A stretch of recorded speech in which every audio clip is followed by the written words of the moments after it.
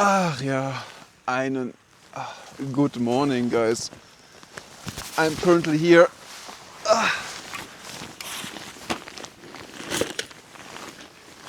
in Germany, North Rhine-Westphalia, at the Bergisches Land,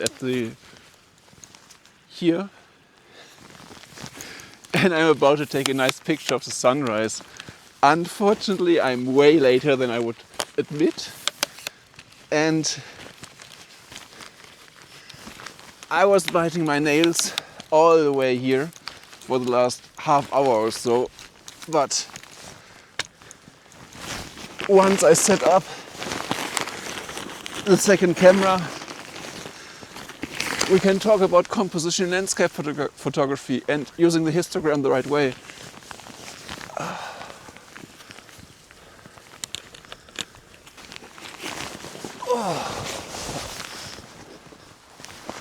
Isn't this beautiful?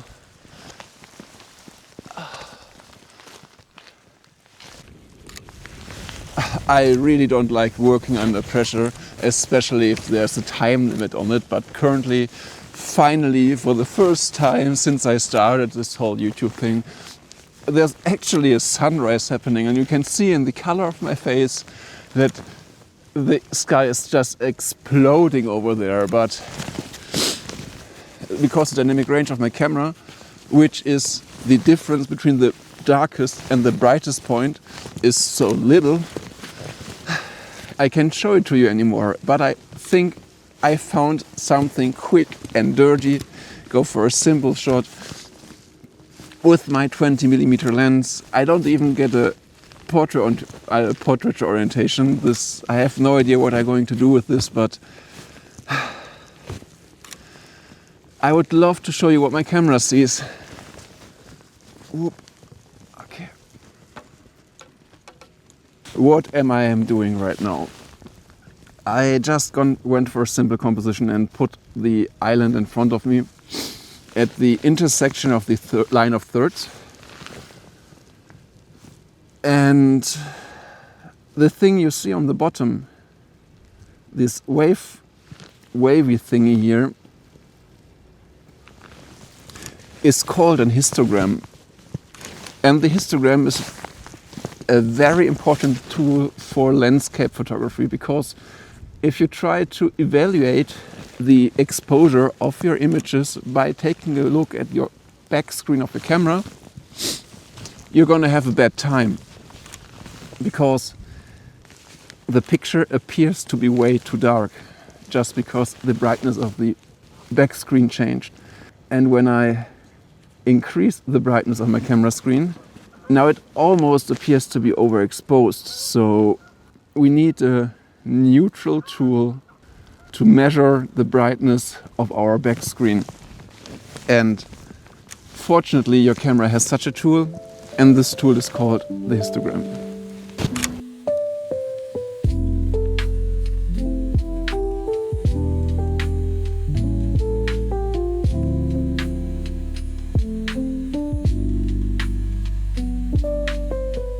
That being said, let's focus on the composition and what I'm doing with the actual image.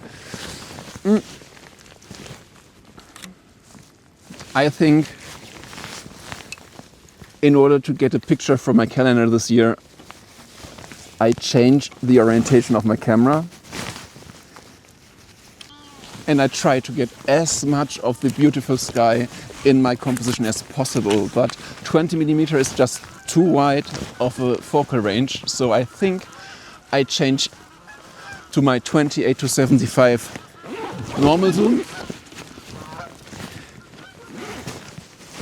And if you would ask me right now, I would just guess that 35 to 50mm would be the correct focal range for this shot. This is what my camera sees with 20mm, and I don't think it's interesting enough, and I go for a tighter shot and show you what my camera sees. And right now I'm at 28mm, and if I go to, let's say, 40,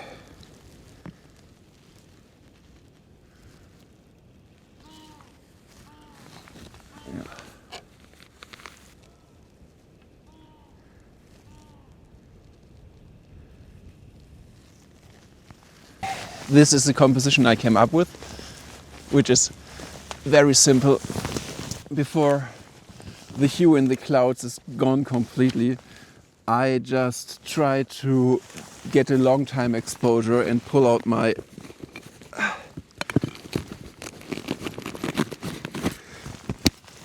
set of ND filters in order to get a long exposure to flatten out the water surface. 1, 2, 3. Oh, wrong direction. Again, I increase my exposure time by 3 stops. 1, 2, 3, 1, 2, 3, 1, 2, 3. Now I'm about half a second and I think it's not slow enough. Now I go to 6 stops. 1, 2, 3, 1, 2, 3, 1, 2, 3. It's a 5-second exposure and I think this would be the perfect time to straighten out the water surface, because currently it's a little wavy. And this is my 6-stop ND filter. Put everything back. Insert this one. The exposure is exactly as I wanted it to be. I just decrease it a third of a stop in order to preserve the highlights. Now, after I managed to take at least one shot, I check the back of my camera screen to take a look at the actual composition. And now I'm just fine-tuning everything, like straight in the horizon, because it is a little bit crooked. And in order to increase the exposure time by an additional stop, I just stopped down my aperture to f8. 1, 2, 3. And now I increase the exposure time from 4 seconds to 8 seconds. I think since the red hue in the sky is gone already, I will never want to get up too late again for a landscape photography shoot. I really didn't enjoy the hectic. I didn't enjoy the stress, and I would love to be here an hour early and see how the sky changed during different hours. So if you're interested in that, just leave a comment and like my video, and maybe within the next 3 to 4 weeks you see a video that is something like that. And all that's left to do is press the shutter button.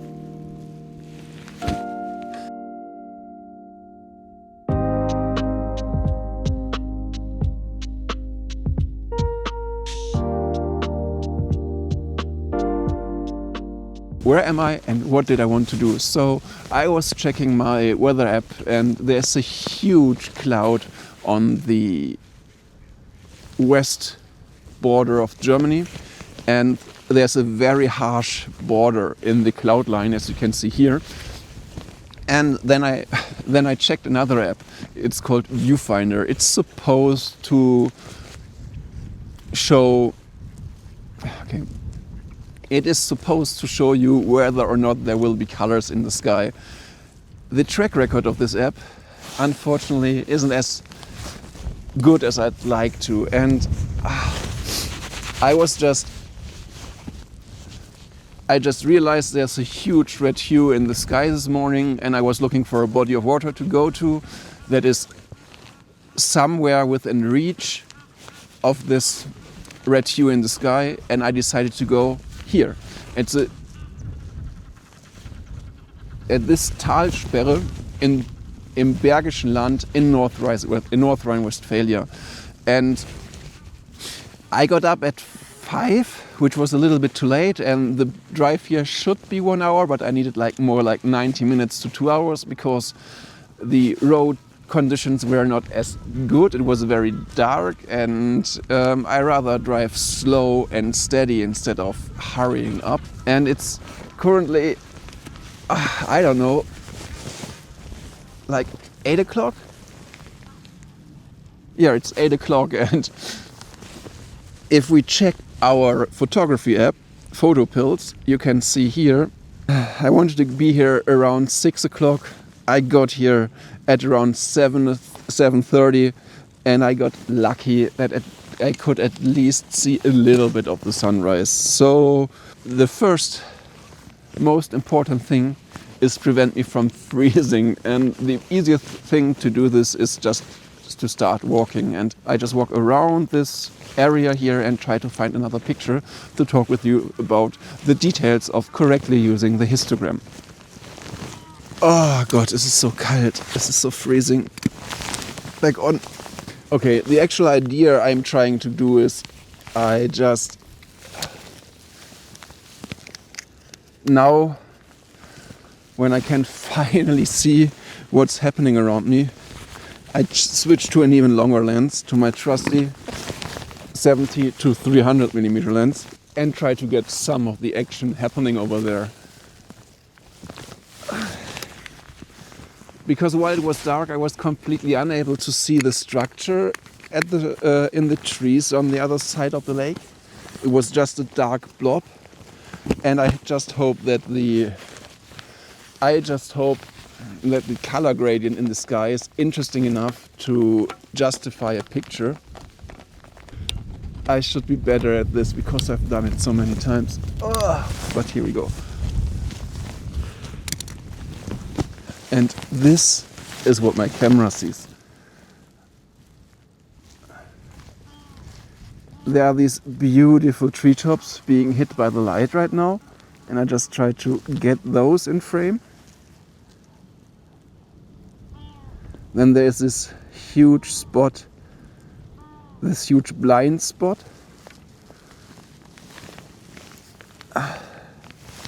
In the tree line, right at where the left line of thirds is happening. And I don't think I want to add the water, but I do it anyway and crop in a little bit tighter in post. Now the water line isn't adding anything, it's just too much of a distraction. But I take a picture and decide in post what would be the perfect choice. Okay. Let's talk about correctly exposing an image.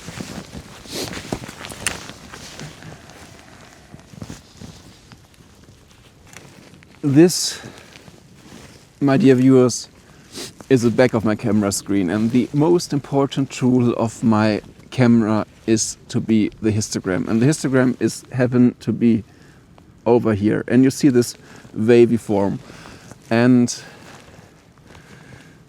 what the histogram is actually doing is showing you the amount of dark pixels and the amount of bright pixels. The more left, or in this case, the more of a peak there is at the bottom of my histogram, the more dark pixels are in the frame. The bigger the peak on the top or the right of the histogram would be, the more brighter pixels would be in the image. The important takeaway here is that the histogram is counting the amount of pixels according to brightness. A big peak doesn't mean it's very dark. A big peak means there's a huge amount of pixels designated to this set of brightness. So, for example, if I just put my hand in front of the camera, the histogram changes and it's all the way to the left. If I move it away, you see how the actual shape of the histogram changes. And the important function of this tool would be to show you whether or not your picture is too underexposed or too overexposed. Because what I'm basically doing right now is I just go here, I change my exposure, my shutter speed. I just start by being way too dark. And when you want to expose the image correctly, you increase your exposure either by increasing your ISO or by increasing the width of your aperture or by increasing or by decreasing your shutter speed.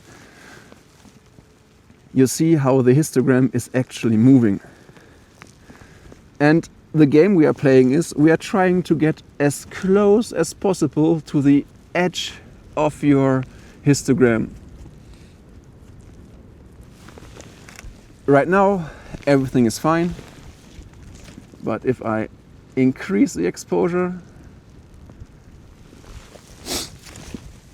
it's overexposed, and now no amount of Lightroom trickery can save the highlights of this picture because they are just too bright. They are just too bright. And this goes in the other direction as well. Now all the pixels are in the darkest spot, and even if I increase the brightness of the picture in Lightroom, I can see a lot of detail. This is what happens when you overexpose a picture in camera. I decrease the exposure by 5 stops, and you can see there are no details left in the tree line, and you can see a harsh cutoff in the histogram as well. This image is underexposed. If you take a closer look to the histogram, the only peak is on the very left of it. I'm going to increase the exposure by 5 stops, and all you can see is noise. And the noise level is very high in the dark parts of the image, and the bright spots of the image have less noise.